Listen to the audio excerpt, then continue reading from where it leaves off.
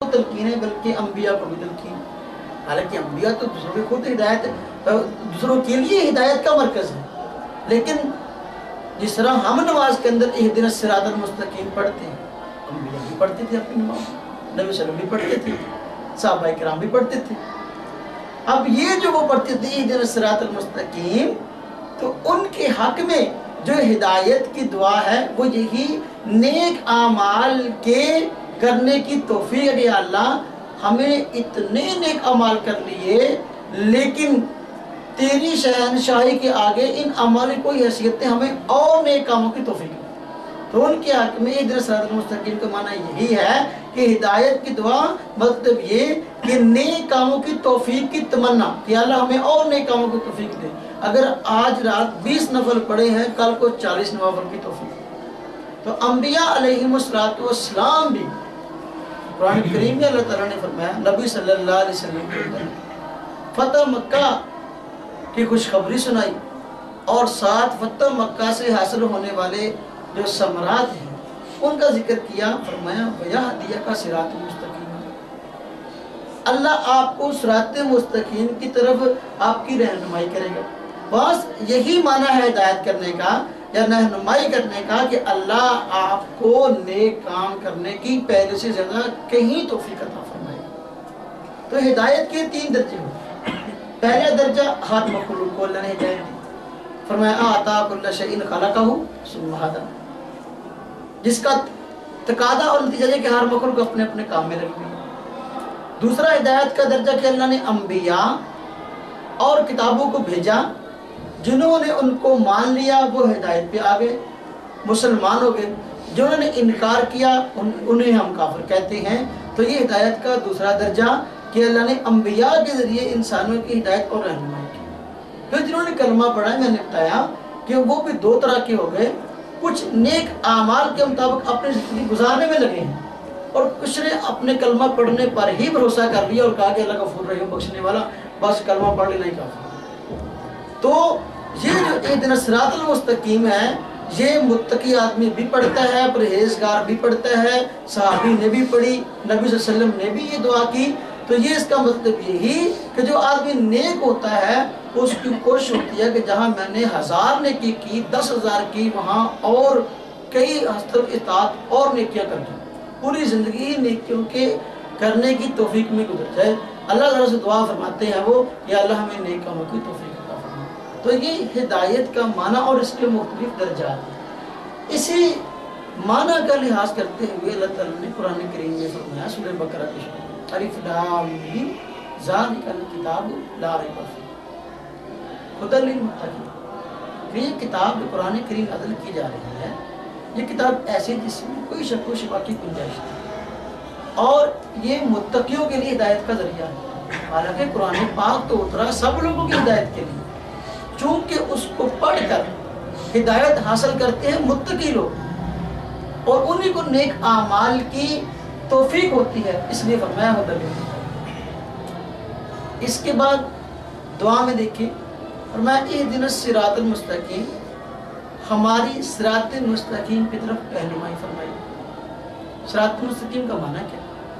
صراط عربی زبان کا لفظ، اس کا معنی راستہ، مستقیم کا معنی سیدھا راستہ. مستقیم کا معنی سیدھا، ایسا راستہ کہ جن میں کوئی ٹیڑھا پن نہ ہو. یہاں جو صراط مستقیم کا لفظ آیا یہاں مراد یہ ہے آیت کے اندر ایسا راستہ جو کہ افراد اور تفرید سے خالی ہو، نہ اس میں غلو ہو نہ اس میں حقائق کا انکار ہو. اللہ رب العزت نے صراط مستقیم کا لفظ ارشاد فرمایا، اس کے بعد آگے اس کی تفصیل ہے ساری صراط الذین انعمت علیہم سے. یہاں جو فرمایا کہ اللہ صراط مستقیم دکھا دے، تو صراط مستقیم سے مراد وہ راستہ ہے جو کہ غلو اور تفرید سے خالی ہو. اور اس کی عام فہم میں 2 مثالیں عرض کرتا ہوں.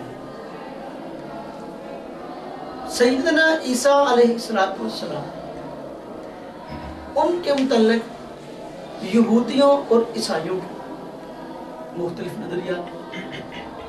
یہودیوں نے حضرت عیسیٰ علیہ السلام کی شان میں تفرید سے کام لیا اور ادھر عیسائیوں نے غلو سے کام لیا۔ یہودیوں کا تفرید کیا ہے کہ حق کے ماننے میں کوتاہی کر دی۔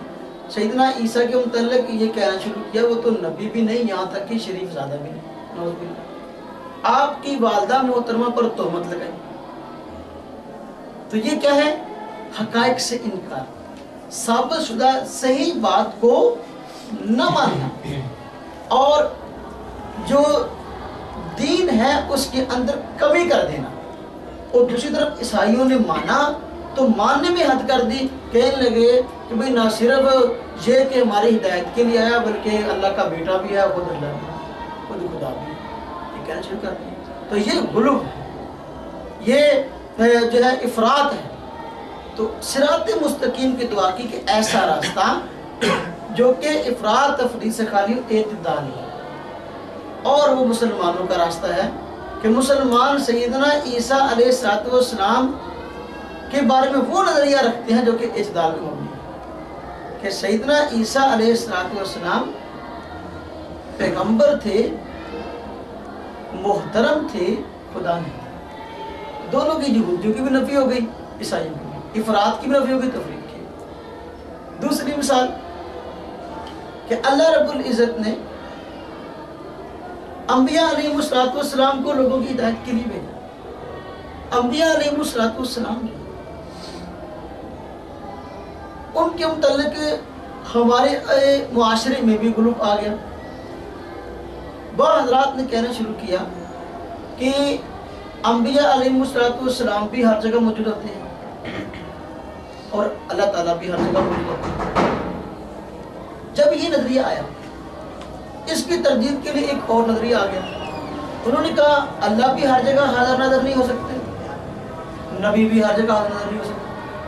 اب یہ دونوں نظریے ایسے ہیں کہ بالکل ایک دوسرے کی ضد ہیں۔ جنہوں نے کہنا شروع کیا کہ اللہ بھی ہر جگہ حاضر ناظر ہے، نبی بھی ہر جگہ حاضر ناظر ہے، تو یہ کہتا ماننے میں غلو تھا، افراد۔ اور جنہوں نے کہا کہ اللہ بھی ہر جگہ حاضر ناظر نہیں، نبی بھی ہر جگہ حاضر ناظر نہیں، حاضر ناظر کا لفظ ہی غلط ہے اور ان حضرات کے بارے میں استعمال ہی نہیں کرنا چاہیے۔ جنہوں نے یہ بات کی ہے انہوں نے تفریط سے کام لیا کہ دین کے ثابت شدہ مسئلے کا انکار کر دیا کہ اللہ رب العزت جو ہیں وہ ہر جگہ موجود ہیں، حاضر ناظر ہیں، اور نبی صلی اللہ علیہ وسلم تمام انبیاء سے افضل ہیں۔ آپ کی شان کا، آپ کے کمالات کا آدمی محاسبہ یا احاطہ نہیں کر سکتا۔ بعد از خدا بزرگ تو یہ قصہ مختصر کہ اللہ رب العزت کے بعد نبی کا ہی مرتبہ ہے، تمام نبیوں میں نبی صلی اللہ علیہ وسلم کا مرتبہ ہے، لیکن حاضر ناظر ہونا اللہ کی صفت ہے۔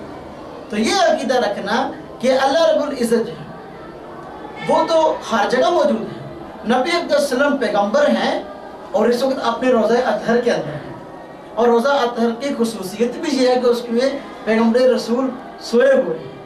تو یہ عقیدہ جو ہے اعتدال پہ مبنی ہے، دوسرا افراد اور تفریق مبنی ہے۔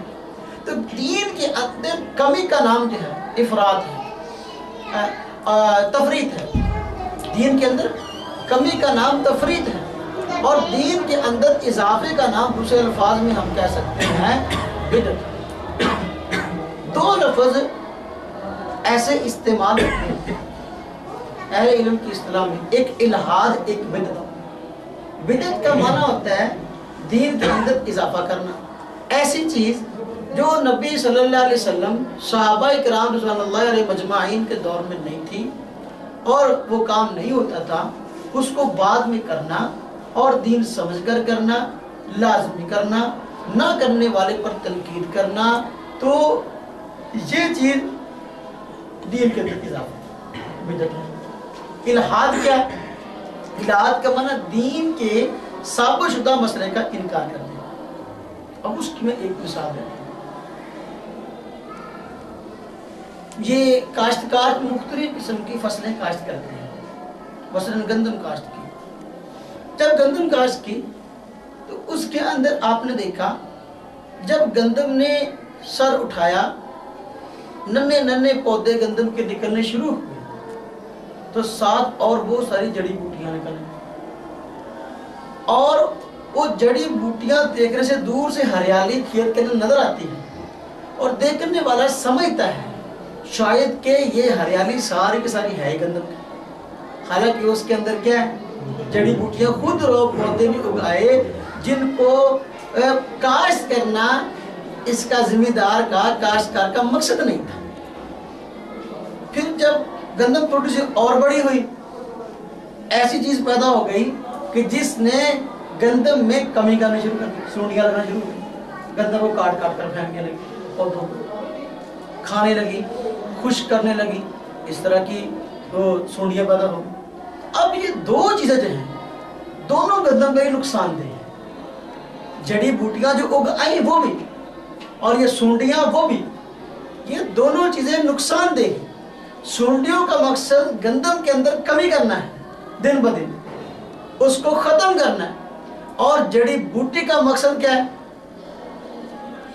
خود اپنے آپ کو ظاہر کرنا کہ ہم بھی جو ہے کاشتکار کے جو مقصد ہے اس کو پورا کرنے کے لیے ہم بھی برابر کی شریک ہیں، اور ظاہر کرنا کہ ہم بھی گندم کا حصہ ہیں، اور جو پانی اس کو لگتا ہے وہ اپنے لیے بھی استعمال کرنا۔ تو یہ دین میں اضافے کا نام جو ہے یہ ہم کہہ سکتے ہیں بدعت ہے، اور دین میں کمی کا نام جو ہے الحاد ہے، اور الحاد کی مثال سونڈیوں کی سی ہے۔ مولد آدمی دن بدن کوشش کرتا ہے کہ دین کا دائرہ تنگ ہوتا جائے، اور بدعتی آدمی یہ کوشش کرتا ہے کہ دین کا دائرہ بڑھتا جائے، جو چیزیں دین نہیں ان کو بھی دین میں شامل کرتے رہو۔ ہم کہتے ہیں اعتدال کا راستہ یہ ہے کہ صراط مستقیم یہ ہے کہ دین جتنا ہے اس کو اتنا ہی رہنا، جتنے دین کے مسائل ہیں ان کو دین رہنے دیں، جتنے دین کے مسائل نہیں ہیں ان کو دین کے اندر شامل نہ کریں۔ تو یہ الحاد اور بدعت سے بچنے کا نام صراط مستقیم ہے۔ اللہ رب العزت نے صراط مستقیم کی ان آیات میں تعریف بیان نہیں کی، بلکہ کچھ لوگوں کی رہنمائی کی جو کہ صراط مستقیم پر تھے، اور ان لوگوں کی طرف رہنمائی کی جو صراط